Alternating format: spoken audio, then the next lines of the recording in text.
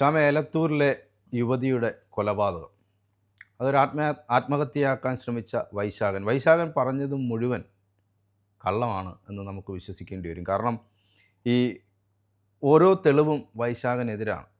കൗൺസിലറെ കാണുന്നു, കൗൺസിലറോട് ഈ യുവതി പറയുന്നു, ഒരു സന്ദേശം അയക്കുന്നുണ്ട്. യുവതിയുടെ സന്ദേശം ഇതാണ്: ഞാൻ ഒരിക്കലും ആത്മഹത്യ ചെയ്തില്ല, ആത്മഹത്യ ചെയ്യില്ല എന്ന് മാത്രമല്ല, ഞാൻ മരിക്കുകയാണെങ്കിൽ അതിൻ്റെ ഉത്തരവാദി വൈശാഖനാണ്. ഡയറി കുറിപ്പിലും അങ്ങനെ തന്നെയാണ് എഴുതിയിരിക്കുന്നത്. അപ്പോൾ ഈ യുവതിക്ക് തോന്നലുണ്ടായിരിക്കുന്നു ഏതെങ്കിലും ഘട്ടത്തിൽ വൈശാഖൻ തന്നെ അപായപ്പെടുത്തും. അപ്പോൾ ചില ആളുകളെങ്കിലും ചോദിക്കും, അങ്ങനെ അപായപ്പെടുത്തും എന്ന് ചിന്തയുണ്ടായിരുന്നെങ്കിൽ എന്തിനാണ് അയാൾ വിളിച്ച ഇടത്തേക്ക് ചെന്ന് കയറിയത് എന്ന് ചോദിക്കും. അയാൾ അയാളുടെ കഥയനുസരിച്ച് രണ്ടുപേരും ആത്മഹത്യ ചെയ്യാൻ തീരുമാനിച്ചതാണ് എന്നാണ് അയാൾ പറയുന്ന കഥ. ഈ ഹാർഡ് ഡിസ്കിൽ നിന്ന് ഇവർ തമ്മിലുള്ള ദൃശ്യങ്ങൾ, ഈ യുവതിയുടെയും വൈശാഖൻ്റെയും ദൃശ്യങ്ങൾ ലഭിച്ചിട്ടുണ്ട്. അപ്പോൾ ഇയാൾ കരുതിക്കൂട്ടി ഈ യുവതിയെ അപായപ്പെടുത്താനുള്ള ശ്രമം ഇയാളുടെ ഭാഗത്തു നിന്നുണ്ടായിരുന്നു എന്ന് തന്നെ നമ്മൾ അനുമാനിക്കേണ്ടി വരില്ലേ? തീർച്ചയായും. ഇതിൻ്റെ പ്രധാനപ്പെട്ട ഒരു കാര്യമെന്ന് പറയുന്നത്, ഇതൊരു ഈ വൈശാഖൻ കഴിഞ്ഞ ദിവസം നല്ല രീതിയിൽ മാധ്യമങ്ങൾക്ക് മുമ്പിൽ അഭിനയിക്കുകയുണ്ടായി. കുറ്റബോധമുണ്ടെന്ന് ആൾക്ക് കുറ്റബോധമുണ്ട്, താൻ കൂടി മരിക്കണമായിരുന്നു, അത് സംഭവിക്കാത്തതിൽ കുറ്റബോധമുണ്ട്, തങ്ങൾ രണ്ടുപേരും മരിക്കാനായിരുന്നു തീരുമാനിച്ചിരുന്നത്, പക്ഷേ എനിക്ക് മരിക്കാൻ സാധിച്ചില്ല. ഇതാണ് ഇയാൾ പറഞ്ഞിരിക്കുന്ന ഒരു പ്രധാനപ്പെട്ട ഒരു കാര്യം. പക്ഷെ അത് തട്ടിപ്പാണ് എന്നുള്ള കാര്യം വളരെ വ്യക്തമാണ്. അതവിടെ നിന്ന് വളരെ വ്യക്തമാണ്. അതിൻ്റെ പ്ലാനിങ് നോക്കണം. അതായത് 24-ാം തീയതി, ഈ കുട്ടി മരിക്കുന്ന 24-ാം തീയതി, ജാനുവരി 24, ഇയാൾ ആദ്യം പോയിരിക്കുന്നത് ഒരു ജ്യൂസ് കടയിലേക്കാണ്. അത് മാളിക്കടവിലെ ഒരു ബേക്കറിയിലാണ് ഇയാൾ എത്തിയിരിക്കുന്നത്. മാളിക്കടവിലെ ബേക്കറിയിലെത്തിയിട്ട് ഇയാൾ അവിടെ നിന്നൊരു ജ്യൂസ് വാങ്ങുന്നു. പിന്നെ ഇയാൾ നേരെ പോകുന്നത് അടുത്ത സ്ഥലം കരിക്കാംകുളത്തെ ഒരു മെഡിക്കൽ ഷോപ്പ്. കരിക്കാംകുളത്തെ മെഡിക്കൽ ഷോപ്പിൽ നിന്ന് ഇയാൾ വാങ്ങിയിരിക്കുന്നത് ഉറക്ക ഗുളികയാണ്. ഈ രണ്ട് സാധനവും വാങ്ങിയ ശേഷമാണ് ഇയാളുടെ കടയായിട്ടുള്ള ഈ മോരിക്കരയിലെ ഐഡിയൽ ഇൻഡസ്ട്രി വർക്ക്ഷോപ്പ് ഐഡിയൽ ഇൻഡസ്ട്രിയിലേക്ക് ഇവരെ വിളിച്ചു വരുത്തുന്നത്. അപ്പോൾ ഇത്രയും സാധനം പിന്നെ എന്തിനായിരുന്നു? ഇതൊരു പ്രധാനപ്പെട്ട ആത്മഹത്യ ചെയ്യാൻ പോവുകയാണെങ്കിൽ ഉറക്ക ഗുളിക വാങ്ങിക്കണം. ജ്യൂസ് കുടിച്ചിട്ട് ആത്മഹത്യ ചെയ്യാന്ന് വിചാരിക്കാം. അതെ, ജ്യൂസ് കുടിച്ചിട്ട് നന്നായി ആഹാരമൊക്കെ കഴിച്ചിട്ട് നല്ലപോലെ ഫുഡ് വാങ്ങിക്കൊണ്ടുവന്ന് കഴിച്ചിട്ട് പാളത്തിന്റെ സൈഡിൽ ഇരുന്ന് കഴിച്ചിട്ട് ട്രെയിനിന്റെ മുമ്പിൽ ചാടി മരിക്കുന്നവരുണ്ട്. അങ്ങനെയുള്ള സംഭവങ്ങൾ ഇഷ്ടം പോലെ കണ്ടിട്ടുണ്ട്. അങ്ങനെയുള്ള പരിപാടിയുണ്ട്. അവസാനത്തെ ആഹാരം എന്നുള്ള രീതിയിൽ. പക്ഷെ ഇതൊക്കെ എന്തിനാണ്? ഈ ഉറക്ക ഗുളികയൊക്കെ എന്തിനാണ്? അത് പ്രധാനപ്പെട്ട കാര്യം.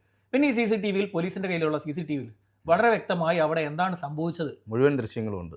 അതെ, അതുമുണ്ട്. ഇത്രയൊക്കെ പ്ലാൻ ചെയ്ത ഇയാള് ഈ CCTV-യുടെ കാര്യമൊക്കെ മറന്നുപോയി. അതെ, CCTV-യുടെ ഇതൊക്കെ പ്ലാൻ ചെയ്ത് നടപ്പാക്കുമ്പോൾ ഈ CCTV ഉണ്ടെന്നുള്ളൊരു ചിന്ത അതില്ല. അതാണ് സംഭവിച്ചിരിക്കുന്ന ഒരു കാര്യം. ഇന്നലെ ഇയാളുടെ വീട്ടിൽ, പിന്നെ തടമ്പാട്ടുകാലത്തെ വീട്ടിൽ കൊണ്ടുവന്നപ്പോൾ പോലീസിന് അവിടെ നിന്നൊരു ഹാർഡ് ഡിസ്ക് കിട്ടി, ഒരു കമ്പ്യൂട്ടർ ഹാർഡ് ഡിസ്ക്. ഈ സാധനം പോലീസ് പരിശോധിച്ചപ്പോൾ ഇതിൽ ഈ കുട്ടിയെ അതേ വീട്ടിൽ വെച്ച് ഉപയോഗിക്കുന്ന ദൃശ്യങ്ങളും ഉണ്ട്.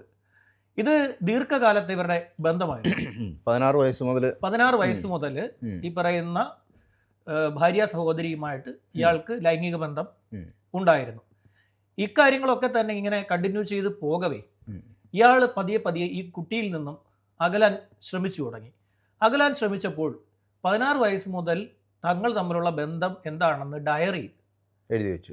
ഈ യുവതി എഴുതി വെച്ചു, എല്ലാ കാര്യങ്ങളും എഴുതി വെച്ചു.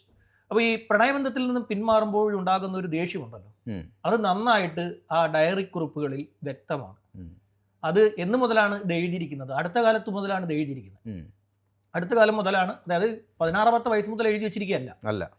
ഈ അടുത്ത കാലത്ത് ഇവർ തമ്മിൽ അകന്നു തുടങ്ങിയപ്പോൾ ആണ് ഈ ഡയറി കുറിപ്പ് എഴുതിയിരിക്കുന്നത്. പുതിയ സാധനമാണ്, അധികം പഴക്കമില്ലാത്തൊരു ഡയറിയാണ് പോലീസിന്റെ കയ്യിൽ ഇപ്പോൾ ഉള്ളത്. അപ്പോൾ ഇതിലെല്ലാം തന്നെ വളരെ വ്യക്തമായി കാര്യങ്ങൾ പറഞ്ഞു. 16 വയസ്സ് മുതൽ എങ്ങനെ ഈ ബന്ധം ആരംഭിച്ചു, എവിടെ നിന്നാണ് ആരംഭിച്ചത്, എങ്ങനെയായിരുന്നു ഇതിന്റെ തുടക്കം, അവിടെ മുതൽ പിന്നീട് ഈ അകൽച്ച വരെയുള്ള കാര്യങ്ങൾ എഴുതി വെച്ചു. അതിൽ പ്രധാനപ്പെട്ട മറ്റൊരു കാര്യം, ഈ കുട്ടിക്ക് ഡിപ്രഷൻ അടിച്ചു തുടങ്ങി. ഡിപ്രഷൻ സ്റ്റേജിലേക്ക് കടന്നു. അയാൾ പ്രണയബന്ധത്തിൽ നിന്ന് മാറിയപ്പോൾ ആ കാര്യം ഈ വൈശാഖൻ അറിയുകയും വൈശാഖനോട് ഇത് പലതവണയായിട്ട് ഷെയർ ചെയ്യുകയും ചെയ്തു. വൈശാഖനോട് ഇതിൽ നിന്നും പിന്തിരിയരുത് എന്ന് പറഞ്ഞുകൊണ്ട് നിരവധി മെസ്സേജുകൾ ഈ യുവതിയുടെ ഫോണിൽ നിന്നും വൈശാഖന്റെ ഫോണിലേക്ക് പോയിട്ടുണ്ട്. ഈ സാധനം പോലീസിന് കിട്ടി. അപ്പോൾ പോലീസിന് കൃത്യമായിട്ട് എപ്പോൾ മുതലാണ് ഇവരുടെ അകൽച്ച എന്നുള്ള കാര്യം പോലീസിന് വളരെ വ്യക്തമായി.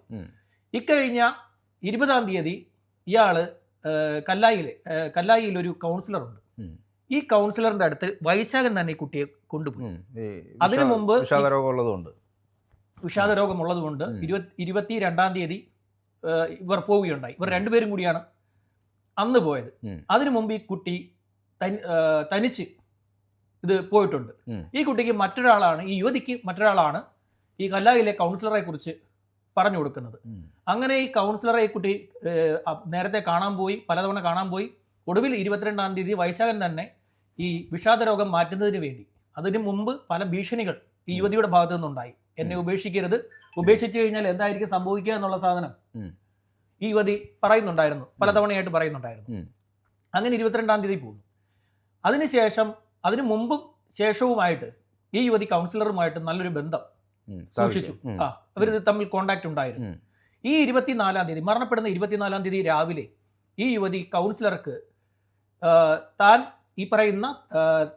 ഒരിക്കലും ആത്മഹത്യ ചെയ്യില്ല, മരണപ്പെടുകയാണെങ്കിൽ അതിന്റെ ഉത്തരവാദി വൈശാഖനായിരിക്കും എന്ന് പറഞ്ഞൊരു മെസ്സേജ് അയച്ചു.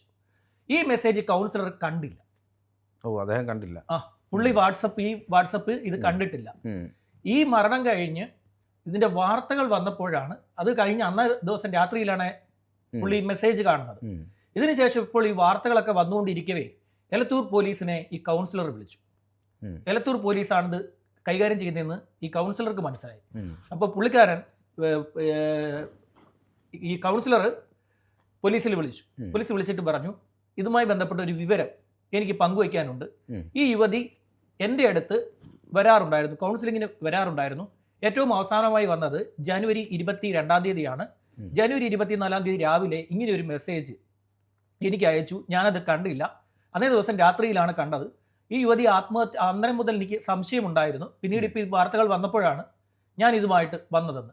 ഇത് കൗൺസിലർ വരാനുള്ള പ്രധാനപ്പെട്ട കാര്യം, ഈ ഫോൺ പോലീസ് നന്നായി പരിശോധിച്ചുകൊണ്ടിരിക്കുകയാണ്. സ്വാഭാവികമായിട്ടും കൗൺസിലർക്ക് പോയ മെസ്സേജും അവരുടെ കയ്യിൽ ഇത് കിട്ടുമല്ലോ, പോലീസിന്റെ കയ്യിൽ കിട്ടിയ സാധനമാണല്ലോ ഈ ഫോണും ഇതുമല്ല. അങ്ങനെ ഇതെല്ലാം തന്നെ പോലീസിലേക്ക് എത്തിക്കഴിഞ്ഞു.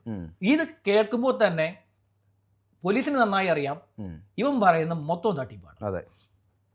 പിന്നെ കഴിഞ്ഞ ദിവസം ഞാൻ പറഞ്ഞല്ലോ, ഈ തടമ്പാട്ട് താഴത്തെ വീട്ടിൽ കൊണ്ടുപോയപ്പോൾ അവിടെ ഉള്ളിലൊരു കാര്യം, പോലീസിനോട് ഒരു കാര്യം സംസാരിച്ചു.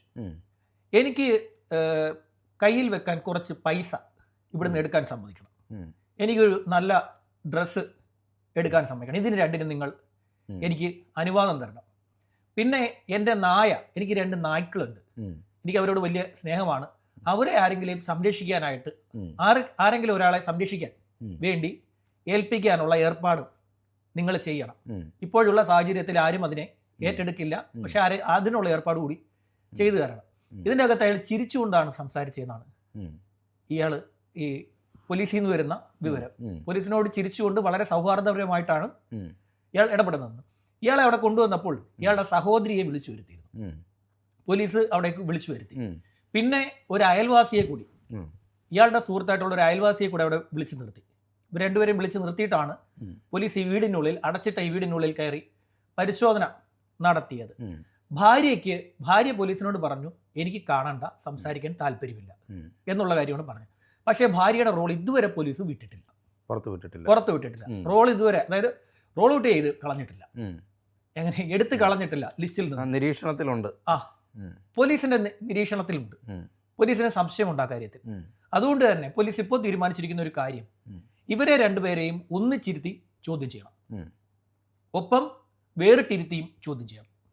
ഇങ്ങനെ ചോദിക്കുമ്പോൾ, ഞാൻ നേരത്തെ പല കേസുകളിലും പറഞ്ഞിട്ടുള്ളൊരു കാര്യമാണ്, ഇങ്ങനെ പറയുമ്പോൾ ഇതിലെ വൈരുദ്ധ്യങ്ങൾ പെട്ടെന്ന് പോലീസിന് പിടിക്കാൻ പറ്റും. അതുകൊണ്ട് ഭാര്യയുടെ റോൾ എന്താണ് എന്നുള്ളത്, അത് തീർത്തും നിഷ്കളങ്കയാണോ എന്നൊരു സംശയം പോലീസിന് ഇപ്പോഴും ഉണ്ട്. 2-ാം തീയതി വരെയാണ് ഇയാളുടെ കസ്റ്റഡി കോടതി അനുവദിച്ചു കൊടുത്തത്.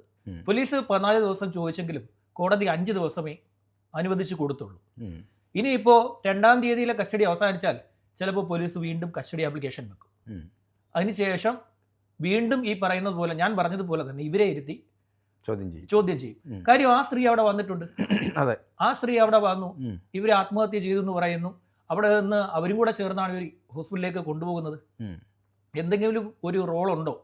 പിന്നെ ഇയാൾ പറയുന്നുണ്ട് എൻ്റെ ഭാര്യയ്ക്ക് ഇത് അറിയാമായിരുന്നു. ഇയാൾ പറയുന്നുണ്ട്. അതാണ് അവിടുത്തെ പ്രധാനപ്പെട്ട കാര്യം. മാധ്യമങ്ങളുടെ മുന്നിൽ നിന്നാണ് അയാൾ അത് വിളിച്ചു പറഞ്ഞത്. ഭാര്യയ്ക്ക് അറിയാമായിരുന്നു എന്ന് പറഞ്ഞത്. സോ ഇനി പോലീസിന് ആ ഭാഗം അന്വേഷിച്ചേ പറ്റൂ. പോലീസിന് വെറുതെ അങ്ങ് എടുത്ത് കിട്ടി, ഇവനെ കിട്ടി, ഇനിയിപ്പോൾ അവരുടെ പുറകെ പോണ്ട എന്നിനി പോലീസ് ചിന്തിക്കില്ല. പോലീസിന്റെ ഞാൻ കൃത്യമായി പറഞ്ഞുതരാം, പോലീസ് അങ്ങനെ ചിന്തിക്കത്തില്ല.